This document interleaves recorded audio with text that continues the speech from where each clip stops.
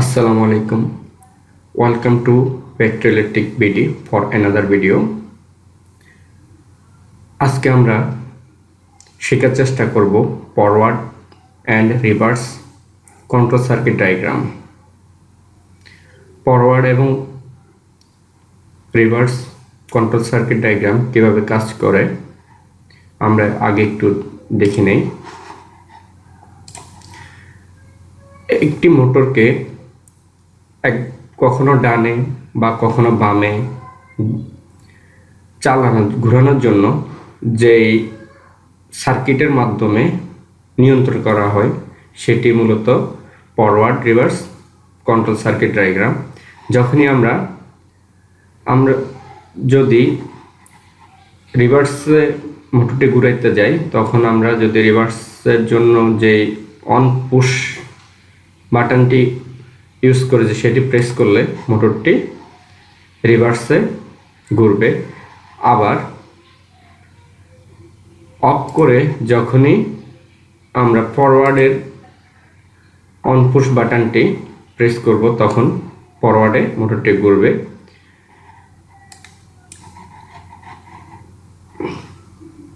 এরপর যদি আমরা আবারও রিভার্সের অন পুশটি প্রেস করি তখন আমাদের সেটি ঘুরবে না, কারণ আগে অফ করতে হবে তারপরে অন্য অন পুশটি কাজ করবে, এর আগে কাজ করবে না, সেটি ইন্টারলক করার মধ্যে।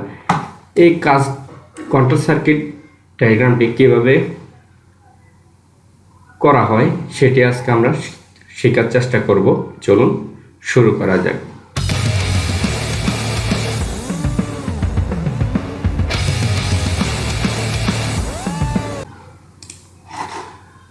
প্রথমে আমরা নিউ প্রজেক্ট নিব।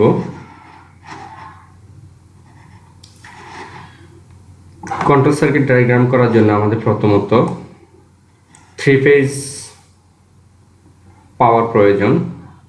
সেজন্য আমরা 3 ফেজ লাইন নিয়ে নিব, লাইন 1, লাইন 2, লাইন 3। বরাবর মতো আগের ভিডিওতে যারা দেখেছেন কিভাবে সোর্স পাওয়ার আমরা নিয়ে ম্যাগনেটিক কন্ট্যাক্ট এবং এমসিসিবির মাধ্যমে নিয়ন্ত্রণ করেছিলাম, সেভাবেই আজকেও একইভাবে করব। এরপর আমরা একটা এমসিসিবি নিলাম, এমসিসিবির সাথে লাইনগুলো কানেকশন করে দিচ্ছি। এরপর আমাদের লাইনগুলোকে একটু বড় করে নিতে হবে যাতে আমরা ড্রয়িংটি সুন্দরভাবে করতে পারি। আমরা লাইনগুলোকে বড় করে নিচ্ছি।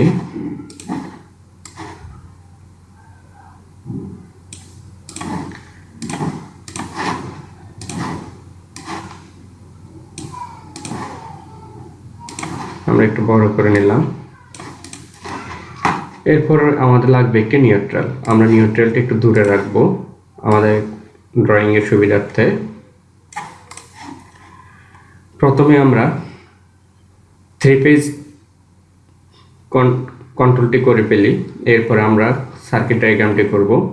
3 ফেজ কন্ট্রোলের জন্য আমাদের প্রথমত লাগবে একটি ওভারলোড রিলে। যেহেতু আমরা প্রথমে একটি মেইন এমসিসিবি ইউজ করে ফেলছি সেজন্য আমরা ওভারলোড দিয়ে শুরু করব। ওভারলোডের সাথে আমরা মেইন 3 ফেজ লাইনকে যুক্ত করে দেব। এরপরে আমাদের লাগবে দুটি ম্যাগনেটিক কন্ট্যাক্টর, 3 ফেজ দুটি magnetic contactor, 1, 2। Magnetic contact 1 KM1 হচ্ছে রিভার্স ম্যাগনেটিক কন্ট্যাক্ট এবং 2 হচ্ছে ফরওয়ার্ড ম্যাগনেটিক কন্ট্যাক্ট। আমরা ওভারলোডের সাথে সেটি কানেকশন করে দিচ্ছি।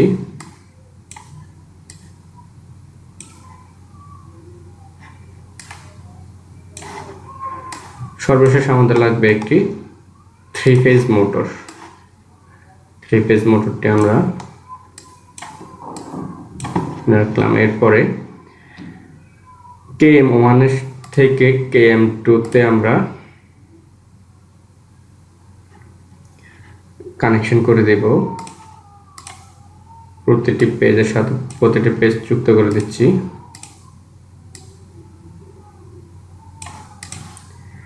এখানে একটি বিষয়টি খেয়াল করুন, প্রথমত আমরা রেড পেজের সাথে রেড পেজ, ইয়েলো পেজের সাথে ইয়েলো পেজ এবং ব্লু পেজের সাথে ব্লু পেজ কানেকশন করেছি, এবং আউটলাইনে আমরা একটু ভিন্নভাবে কানেকশন করব। ব্লু পেজের সাথে রেড পেজ, ইয়েলো পেজের সাথে ইয়েলো পেজ এবং রেড পেজের সাথে ব্লু পেজ।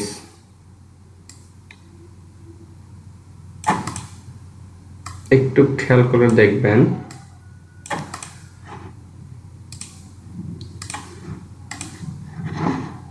এরপরে আমরা মোটরের সাথে ম্যাগনেটিক কন্ট্যাক্ট কানেকশন করে দিচ্ছি।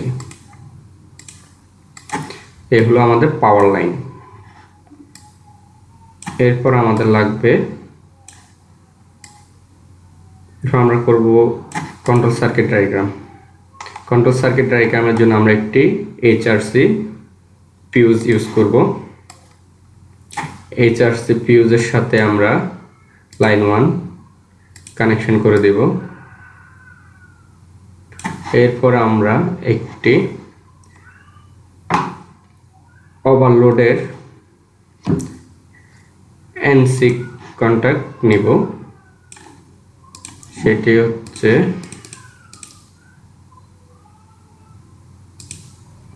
F1, তার নাম্বার হচ্ছে 9596। আপনারা সবাই জানেন ওভারলোড রিলেতে 95, 96 এবং 97 চারটি কানেকশন থাকে। তার মধ্যে 95 দিয়ে পাওয়ার ইনপুট হয় এবং 96 দিয়ে পাওয়ার আউট হয়। এরপরে আমাদের লাগবে of push button. Of push button লাগবে আমাদের, অফ পুশ বাটন সাথে 96 সাথে অফ পুশের 1 নম্বর কানেকশনটি করে দিচ্ছি আমরা। এরপর আমাদের লাগবে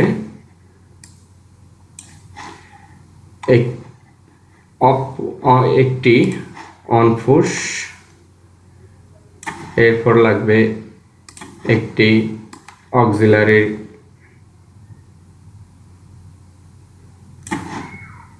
এরপর লাগবে আবার একটি অন পুশ বাটন, এরপর আবার একটি অক্সিলারি। একটু খেয়াল করলে দেখবেন আমরা এখানে দুটি অক্সিলারি কন্ট্যাক্ট, দুটি অফ পুশ বাটন নিয়ে নিয়েছি। এই প্রথমটা হচ্ছে রিভার্সের জন্য, রিভার্স ম্যাগনেটিক কন্ট্যাক্টরের অ্যানো অক্সিলারি, এবং দ্বিতীয়টি হচ্ছে ফরওয়ার্ড ম্যাগনেটিক কন্ট্যাক্টের জন্য।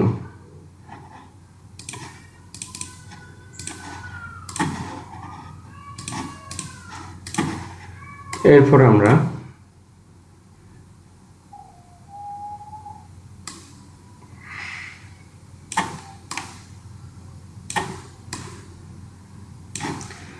অফ পুশের সাথে অন পুশ এবং রিভার্সের যেই অক্সিলারিটি রয়েছে তার সাথে কানেকশন করে দেব, এবং রিভার্সের অক্সিলারির সাথে আমরা অন পুশ দ্বিতীয়টি কানেকশন করে দেব, এবং অক্সিলারি ফরওয়ার্ডের যে অক্সিলারিটি রয়েছে সেটিও কানেকশন করে দিলাম।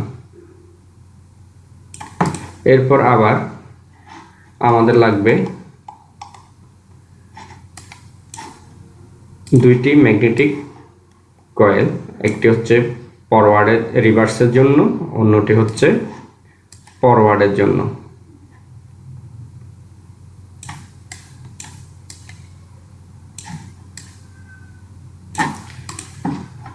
আবার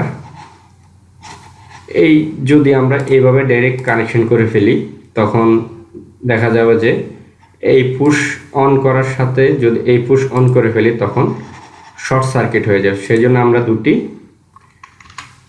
এনসি অক্সিলারি ইউজ করব। এনসি অক্সিলারি 1 এবং 2 দুটি এনসি অক্সিলারি ইউজ করছি। এটা হচ্ছে রিভার্সের জন্য আমরা ফরওয়ার্ডের এনসি ইউজ করব এবং ফরওয়ার্ডের জন্য রিভার্সের এনসি ইউজ করব। তার মানে এটি হচ্ছে আমাদের দ্বিতীয়টি ফরওয়ার্ডের এবং এটি হচ্ছে প্রথমটি। এরপরে আমরা অন পুশের সাথে রিভার্সের যে ম্যাগনেটিক কন্ট্যাক্টের অক্সিলারিটি রয়েছে তার 14 নাম্বার কানেকশনটি আমরা অন পুশের সাথে এবং ফরওয়ার্ডের এনসি কন্ট্যাক্ট দিয়ে আমরা ম্যাগনেটিক কয়েলে নিয়ে আসব। সেমভাবে অপর একটি অন পুশের সাথে ফরওয়ার্ডের যেই ম্যাগনেটিক কন্ট্যাক্টের অক্সিলারিটি রয়েছে তার 14 নাম্বার থেকে আমরা রিভার্সের এনসি অক্সিলারিতে দিয়ে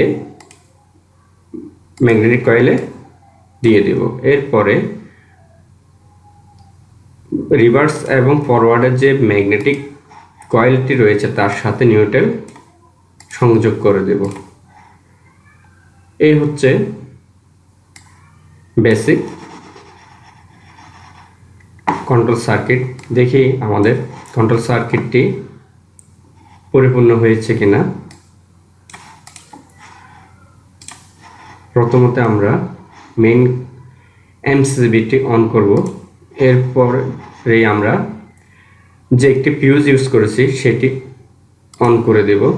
আমাদের কন্ট্রোল সার্কিটে লাইন এসে গেছে। এরপরে আমরা যদি রিভার্সে মোটরটি ঘুরাইতে চাই সেজন্য আমাদের রিভার্সের যে অন পুশটি রয়েছে সেটি প্রেস করতে হবে। দেখুন মোটরটি রিভার্সে ঘুরছে। এবং আমরা যদি ফরওয়ার্ডে মোটরটি ঘুরাইতে চাই তখনই ফরওয়ার্ডের যে ম্যাগনেটিক কন্ট্যাক্ট রয়েছে যে পুশটি রয়েছে ফরওয়ার্ডের জন্য সেটি প্রেস করলে সে মোটরটি ফরওয়ার্ডে ঘুরছে আমরা দেখতে পাচ্ছি। এখন আমি যদি এই অন পুশটি ফরওয়ার্ড রিভার্সের যে অন পুশটি রয়েছে সেটি যদি প্রেস করি তখন আর সেটি কাজ করবে না যতক্ষণ না আমি অফ করব। অফ না করলে সেটি কাজ করবে না। অফ করার সাথে সাথে আমি আবার রিভার্সে মোটরটি ঘুরাইতে পারছি। এখন যদি মোটরটি টিপ করে কোনো কারণে ওভারলোডটি যদি টিপ করে তখনই কন্ট্রোল সার্কিটটি পুরোপুরি কেটে যাবে। আবার যদি রিসেট করি আবার কন্ট্রোল সার্কিটে লাইনটি আসবে। এটি হচ্ছে বেসিক কন্ট্রোল সার্কিট। এখানে আমরা বরাবরের মতো কিছু ইন্ডিকেটর ল্যাম্প দিয়ে কানেকশনগুলা বুঝাতে পারি। রিভার্সে ঘুরলে একটি ইন্ডিকেটর ল্যাম্প, ফরওয়ার্ডে ঘুরলে আরেকটি ইন্ডিকেটর, এবং যদি ওভারলোড ট্রিপ করে সেই ক্ষেত্রে আরেকটি ইন্ডিকেটর ল্যাম্প। দেখি আমরা সেই কানেকশনগুলো করে নিই। সেই জন্য আমাদের লাগবে 3টি ইন্ডিকেটর ল্যাম্প।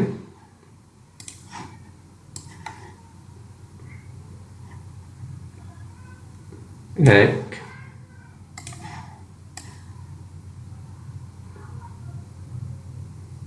দুই এবং 3।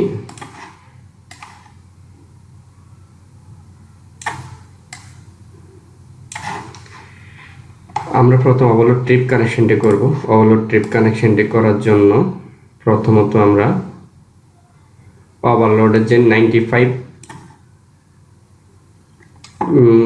পয়েন্টে রয়েছে সেখান থেকে এই অক্সিলারিটির সাথে কানেকশন করে দেব। অক্সিলারিটা আমরা নাম দেব F1 এবং সেটি ল্যাম্পের সাথে সংযোগ করে দেব।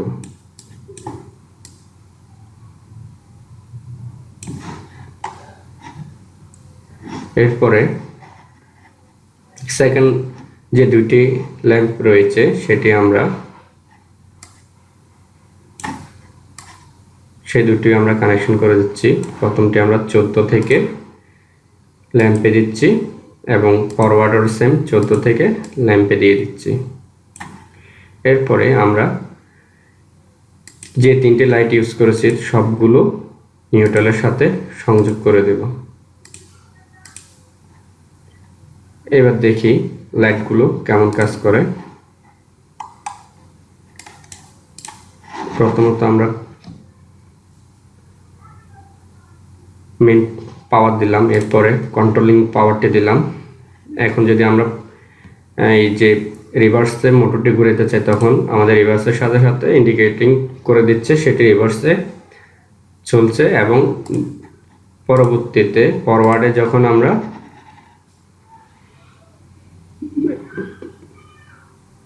প্রেস করলাম তখন ফরওয়ার্ডে মোটরটি ঘুরছে। এখন যদি আমরা ওভারলোড ট্রিপ করি তখন কি হয় দেখি।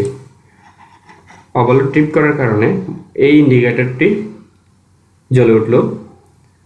এতে বোঝা যাচ্ছে মোটরটি কোনো কারণে ওভারলোড ট্রিপ করেছে, সেজন্য বন্ধ হয়ে গেছে। আবার যদি আমরা রিসেট করি লাইটটি অফ হয়ে যাচ্ছে। আবার যদি আমরা রিভার্সে প্রেস করি তখন রিভার্সে মোটরটি ঘুরবে এবং ফরওয়ার্ডে ঘুরবে না যতক্ষণ আমরা বন্ধ করি। আবার যদি ফরওয়ার্ডে ঘুরে তখন যদি রিভার্সে প্রেস করি তখন সেটি রিভার্সে যাবে না। এই হলো rivers and forward motor control circuit diagram. একটি মোটরকে দুই দিকে ঘোরানোর জন্য এই ডায়াগ্রামটি ইউজ করা হয়। আশা করি বিষয়টি বুঝতে পেরেছেন। আমার কথার মধ্যে অনেকটু জড়তা আছে এখন পর্যন্ত, যেহেতু আমি নতুন শুরু করেছি। আশা রাখছি আস্তে আস্তে সব কিছুই ঠিক হয়ে যাবে। ভুল ভ্রান্তিগুলো ক্ষমা দৃষ্টিতে দেখবেন। এখন আরেকটি বিষয় একটু ক্লিয়ার করি। যখনই আমরা ফরওয়ার্ডের পুশ বাটনটি প্রেস করি তখনই মোটরটি ফরওয়ার্ডে ঘোরে এবং ফরওয়ার্ডের যে ম্যাগনেটিক কন্ট্যাক্ট দেখুন সেটি লাইন দিচ্ছে, এবং যখনই আমরা রিভার্সের ম্যাগনেটিক কন্ট্যাক্টের রান করি তখনই রিভার্স ম্যাগনেটিক কন্ট্যাক্টটি রান হচ্ছে। এইভাবেই মূলত forward reverse control circuit diagram করা হয়। আশা করি এই সার্কিট ডায়াগ্রামটি দেখে আপনি নিজেই পরিপূর্ণ একটি কন্ট্রোল সার্কিট ডায়াগ্রাম তৈরি করতে পারবেন এবং এইভাবে প্র্যাকটিক্যালি যদি আপনি ইউজ করেন এই ডায়াগ্রামটি আপনি সম্পূর্ণভাবে মোটর রানিং করতে পারবেন। দুই দিকে ঘোরানোর জন্য এই ডায়াগ্রামটি ইউজ করে দেখতে পারেন। আশা করি কাজে লাগবে। ধন্যবাদ সবাইকে এতক্ষণ ভিডিওটি দেখার জন্য। আসসালামু আলাইকুম।